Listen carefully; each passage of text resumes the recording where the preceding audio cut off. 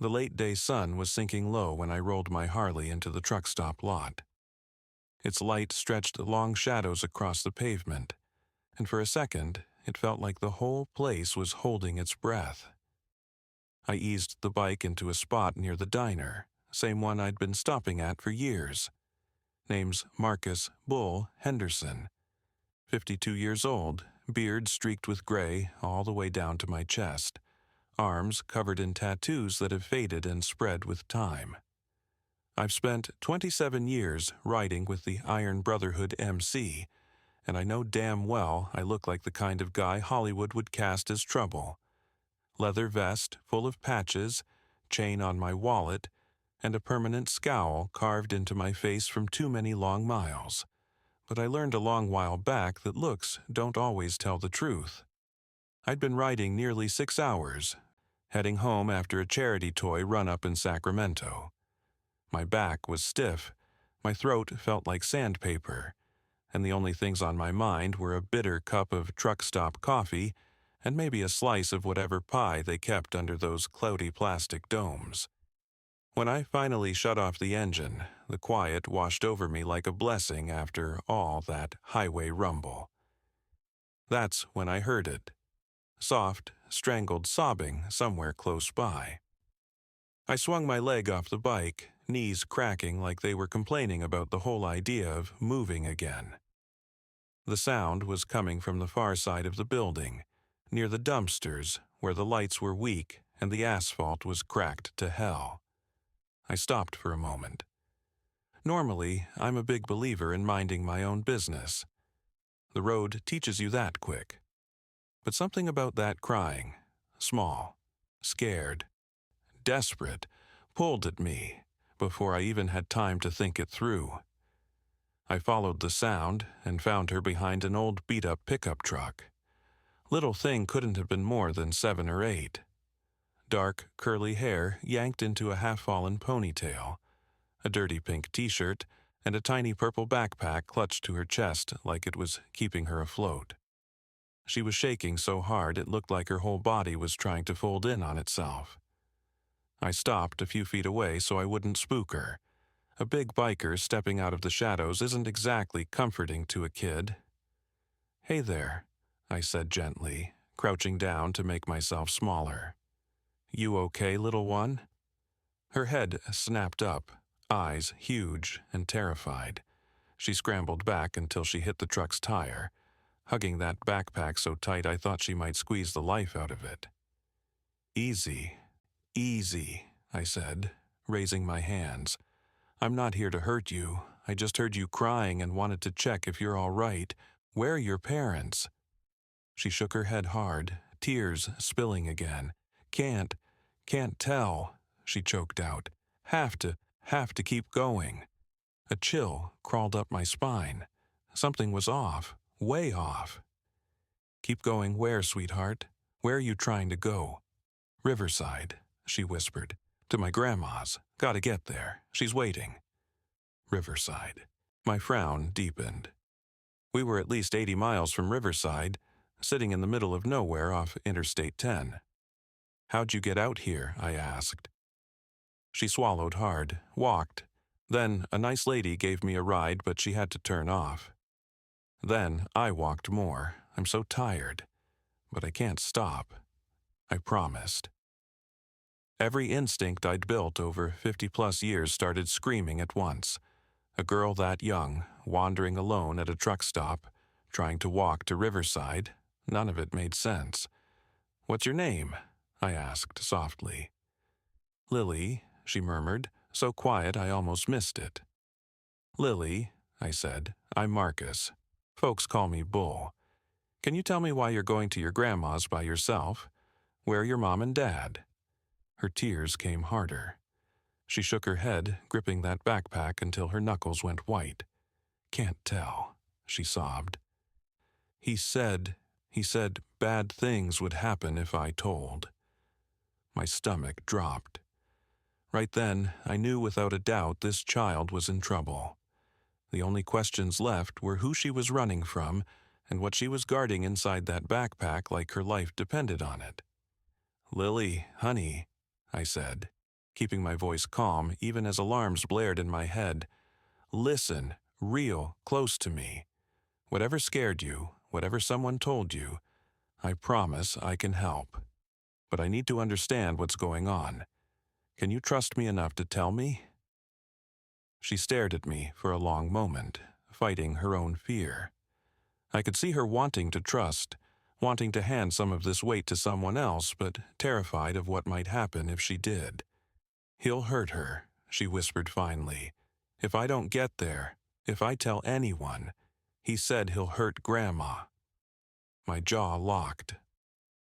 Who said that? Who'd hurt your grandma, Lily? My stepdad, Derek.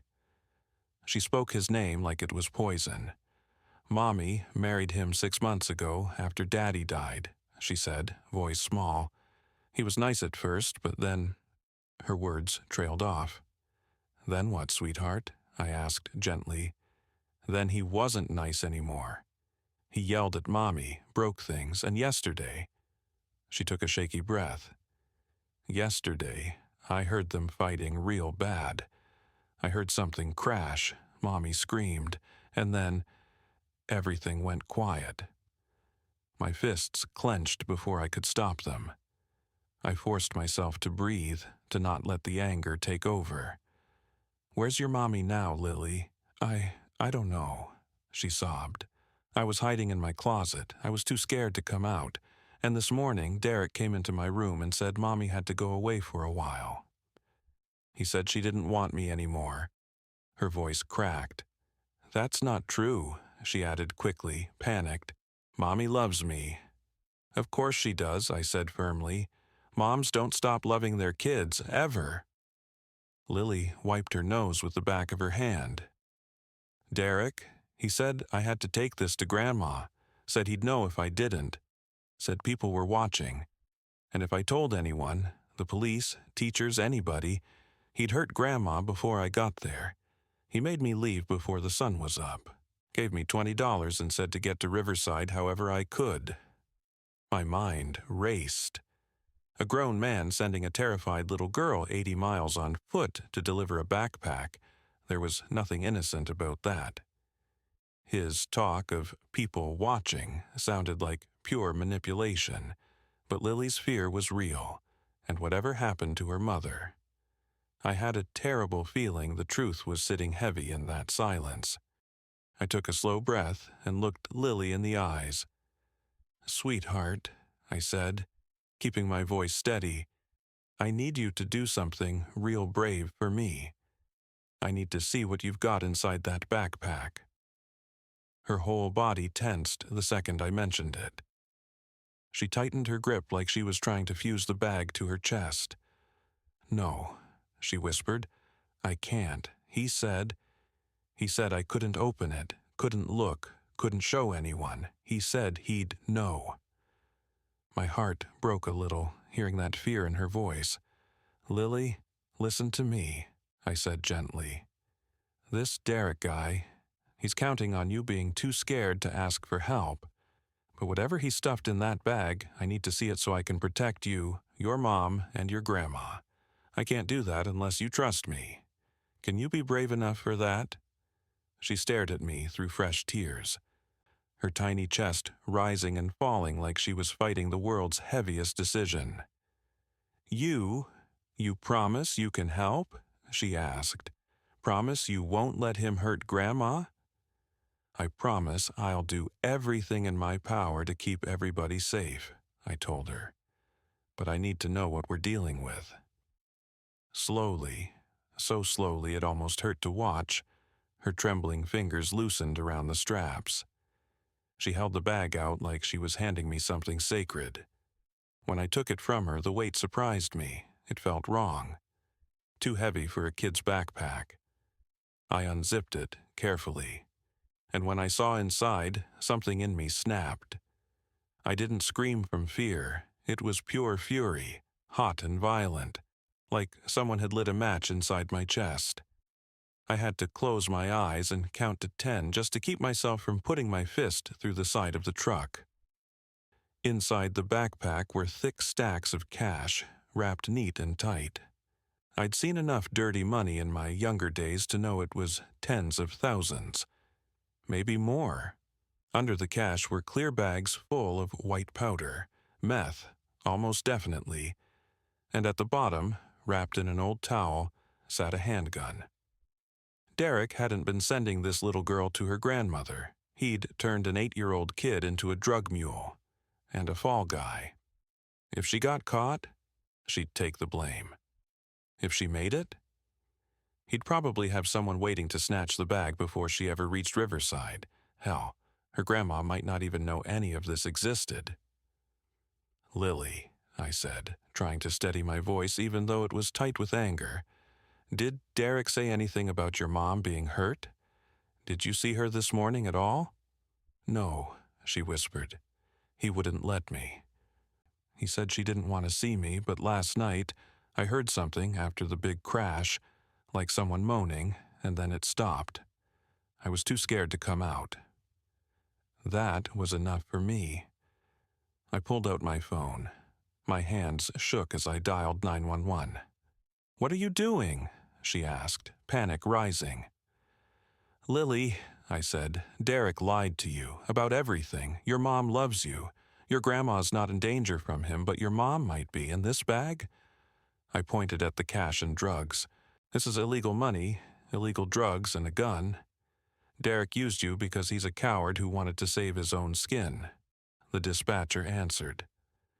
911, what's your emergency?" "My name is Marcus Henderson," I said. "I'm at the Flying J truck stop off exit 47 on Interstate 10. I have a missing child here with me, about 8 years old, name's Lily. Don't know her last name yet. She was sent out on foot to Riverside by her stepfather after what sounds like a violent domestic incident. His name is Derek. I need officers here now, and I need a welfare check on her mother." I glanced at Lily. "Sweetheart, what's your address?" For the first time since I'd met her, she seemed to pull strength from the fact that someone was finally taking action. She recited an address in Beaumont. I repeated it to the operator. "And you should know," I added. The child was carrying, looks like 30 to 40 grand in cash, several bags of methamphetamine, and a handgun. Her stepfather used her as a drug mule. The operator's tone sharpened instantly. "Sir, do not touch anything else in that bag. Officers are en route. Stay on the line." Then I heard her take a breath before continuing. "And sir, thank you for calling."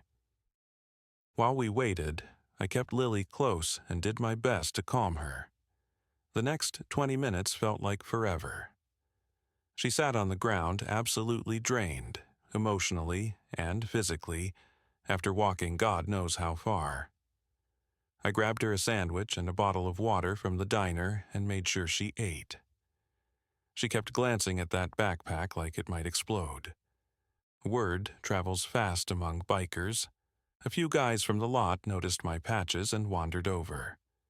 Once they took one look at Lily, and that was all it took. Within minutes, 6 of my brothers from the Iron Brotherhood formed a quiet ring around her.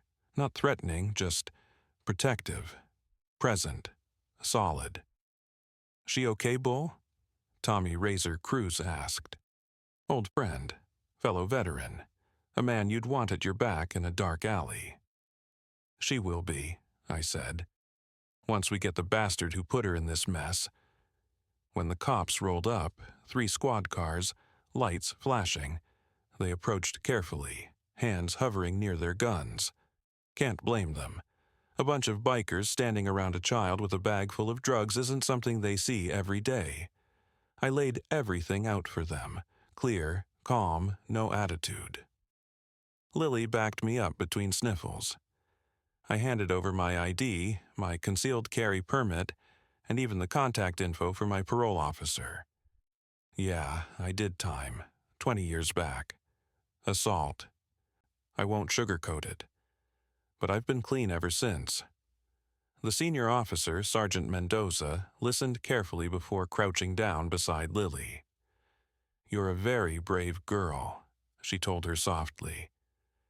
You did the right thing telling Marcus what happened. You helped him help you. Now, I need you to come with me so we can keep you safe and find your mom, okay?" "Is Mommy okay?" Lily asked, voice barely a whisper. "We're checking on her right now," Mendoza said. "I'll tell you the moment I know." As they walked her to the squad car, Lily suddenly turned around and ran back. She wrapped her tiny arms around my waist like she was holding on to the only piece of safety she had left. "Thank you," she whispered. "You kept your promise." For the first time in years, my eyes stung. "You be strong, little one," I said quietly. "Everything's gonna be okay now." It was close to midnight when my phone finally rang. Sergeant Mendoza. I'd asked her to keep me updated even though I technically wasn't part of the case. She must have understood. Sometimes a man just needs to know how a story ends. "Thought you'd want an update," Sergeant Mendoza told me. Her voice had that steady tone cops use when the news is heavy but hopeful. "We found Lily's mom. She'd been beaten badly and locked in the basement. Derek planned to leave her there while he disappeared with the money. She's in the hospital now. Broken ribs, concussion, but she's going to pull through." I let out a breath I didn't even realize I'd been holding. For the first time all night, the tightness in my chest eased just a little. "And she got to see Lily," Mendoza added. That alone felt like a weight lifting. "And Derek?" I asked, keeping my voice level. "We picked him up 2 hours ago trying to cross into Mexico," she said. "He's not going anywhere for a long, long time. Assault, kidnapping, child endangerment, drug trafficking, and we're still tallying the rest. Between Lily's testimony, the evidence you found, and her mother's statement, the case is solid. He's finished." "Good," I said. It was the only word I needed. "Mr. Henderson," she went on, her voice softening, "I've been in law enforcement 18 years. I've seen plenty of people walk right past situations that needed help because they didn't want to get involved. But you didn't do that. You saw a child in danger and you stopped. You probably saved her life, and you definitely saved her mother's. That takes a rare kind of person. I never know what to do with praise like that. I just did what anyone with a heart should do. But hearing it, I won't lie, it meant something." "Lily asked me to give you a message," Mendoza said. "She told me to tell you that you're the nicest Hell's Angel she's ever met." Despite the weight of the night, I laughed. "Tell her we're not Hell's Angels. That's a whole different club. But I appreciate the compliment." 3 months later, a letter showed up at the Iron Brotherhood clubhouse with my name on it. Inside was a drawing, a child's drawing, of a big, bearded man standing beside a little girl, both smiling. At the top, in careful handwriting, "Thank you for helping me. Love, Lily." There was a note from her mother, too, Rachel. She thanked me for saving her and her daughter. They were living with Lily's grandmother now, trying to start fresh in Riverside. Lily was in therapy and doing better. Started 3rd grade, told everyone about the brave biker who helped her. I pinned that drawing to the wall of my garage where I worked on bikes. Every time someone asked about it, I told them the story. And funny thing, some of my brothers started getting more involved in community programs. A few volunteered with domestic violence shelters. Tommy even started a toy delivery project for kids in hospitals, inspired by Lily. Something had shifted that day at the truck stop, and not just for Lily, for me too. I started telling the younger club members something I'd learned the hard way. It doesn't matter what you look like. The leather, the patches, the ink, that's just the costume. What matters is what you do when somebody needs help. A year after everything went down, I got invited to a community event in Riverside. Rachel and Lily wanted to thank me in person. Truth be told, I almost skipped it. I've never been one for attention or public praise. but Tommy talked me into going. When I stepped into the park, it didn't take Lily long to spot me. She was taller now, healthier, and carried herself with a confidence that hadn't been there before. She tore across the grass like a rocket. "Bull!" she shouted. I knelt so she could hug me properly. She squeezed tight for a long moment. "Hey there, little one," I said, my voice gruff, in that way men get when they're trying not to get emotional. "You're looking real good." "I'm doing really good," she said with a proud little smile. "Mommy and me, we're happy now. We're safe." Rachel walked up, eyes already glistening. "I'll never be able to thank you enough," she said. "You gave us our lives back." I shook my head. "Your girl's the brave one. She walked 80 miles carrying a bag she was terrified of, trying to protect you and her grandma. That's courage. All I did was make a phone call." "You did much more than that," Rachel insisted. "You stopped. You listened. You cared about a stranger's child. Do you know how rare that is?" I didn't know what to say, so I just nodded. As the afternoon rolled on, I watched Lily run and laugh with other kids. No fear, no shadows hanging over her. Just a little girl finally being allowed to be a little girl again. And I kept thinking about how different things could have gone. If I'd shown up 5 minutes later. If I'd minded my own business. If I'd ignored that gut feeling. But I didn't. I stopped. I listened. And sometimes that's all it takes to change everything. Riding home that evening with the desert sunset curling behind me, I thought a lot about appearances. How often people judge by what they see instead of what's real. How many folks probably saw Lily at that truck stop and looked the other way? How many saw me, big, tattooed, riding with an MC, and assumed I was the danger instead of the help? The world's full of people who judge by the cover. But it's also full of folks who look deeper, folks who pay attention, folks who act when it matters. I figured I wanted to be the second kind. Truth is, I always was. The leather and patches were just part of the uniform. Underneath, I was just a man who believed that when someone's in trouble, you help. Period. It's that simple. And somehow, it's also that complicated. When I finally pulled into my driveway, my phone buzzed. "Tommy, next toy run is in 3 weeks. You in?" I smiled and texted back, "Always." Because that's the thing about brotherhood. Whether it's the Iron Brotherhood MC or the BIKER Brotherhood of being human, you show up. You help. You protect the ones who can't protect themselves. And every now and then, if you're lucky, you get to be somebody's hero. Especially when you don't look like what people think a hero should look like. Thanks for sticking with this story. If it reminded you to trust your gut, to speak up when something feels wrong, and to never underestimate what paying attention can do, then share it. Stories like this matter because courage comes in all sizes, and sometimes the smallest person in the room carries the biggest impact.